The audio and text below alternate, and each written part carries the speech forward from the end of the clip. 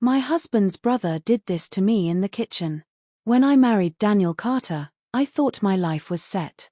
He was everything I thought I wanted in a husband: dependable, smart, stable.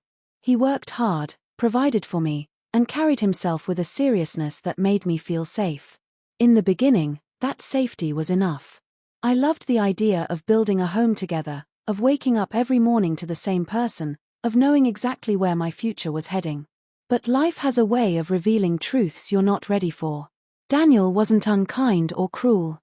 He just wasn't present anymore. His career in finance demanded long hours, endless phone calls, late-night emails. Slowly, the man who used to hold my hand during movies or surprise me with little notes on the fridge turned into someone who existed more in his office than in our home. Our conversations grew shorter, our dinners quieter, and the space between us stretched wider every day.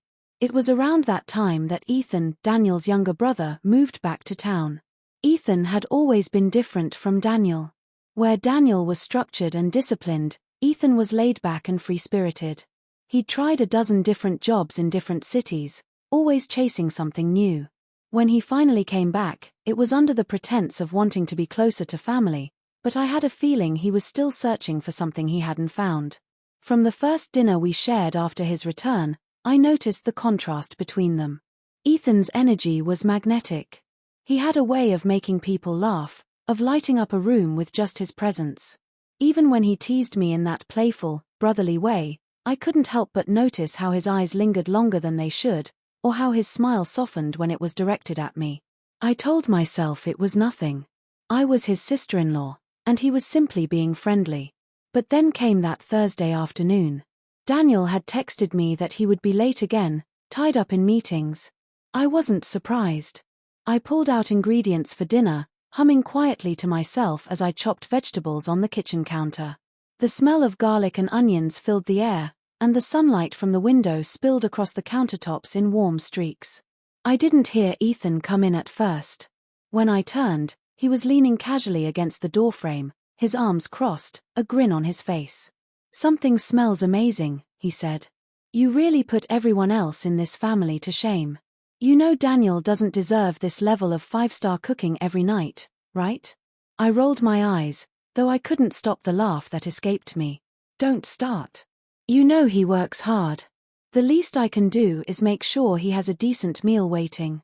Ethan stepped farther into the kitchen, his footsteps slow, deliberate. "Still, you're the only one keeping this place alive. Without you, it'd just be four walls and silence." His words made me pause. I glanced at him, my hands tightening around the knife as I tried to shake off the sudden rush of warmth in my chest.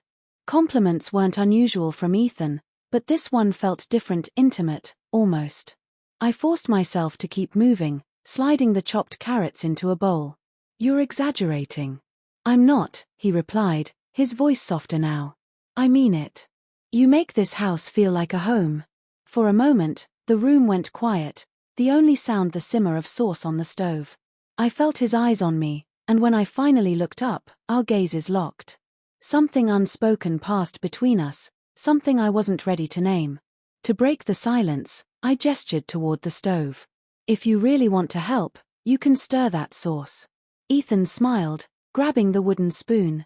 As he moved past me, his arm brushed mine light, almost accidental, but it sent a current of electricity through me. I sucked in a quiet breath, praying he didn't notice. But he did.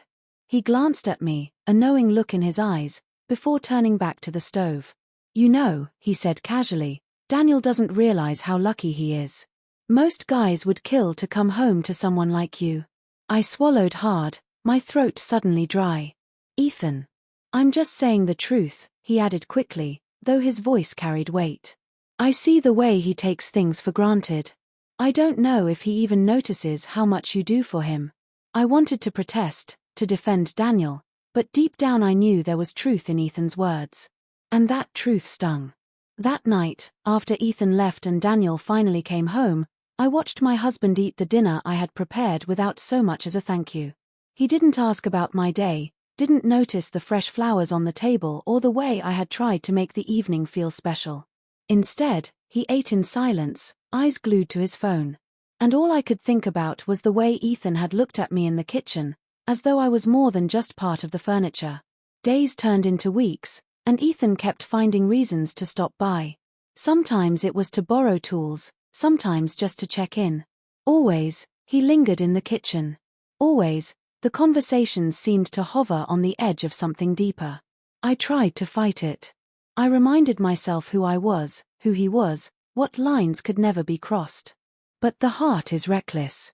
Every smile, every lingering glance, every casual brush of his hand against mine chipped away at my resolve. Then came the moment that changed everything. It was a stormy evening. Rain hammered against the windows, thunder rumbled in the distance. Daniel had called to say he'd be working late again. I wasn't surprised. I decided to make soup, something warm and comforting to fight the chill in the air. I was halfway through chopping onions when there was a knock at the back door. It was Ethan, rain dripping from his jacket, his hair damp and plastered to his forehead. "Power's out at my place," he said, breathless. "Mind if I crash here for a while?" I hesitated for only a second before stepping aside. "Of course. Come in." He shrugged off his jacket, shaking the water from his hair. When he looked up, his eyes found mine, and for a heartbeat, neither of us moved. The storm outside seemed to fade, leaving only the pounding of my heart in my ears. Ethan finally smiled, soft and almost shy. "You really do make this house feel like home." And just like that, I knew my life was no longer the same.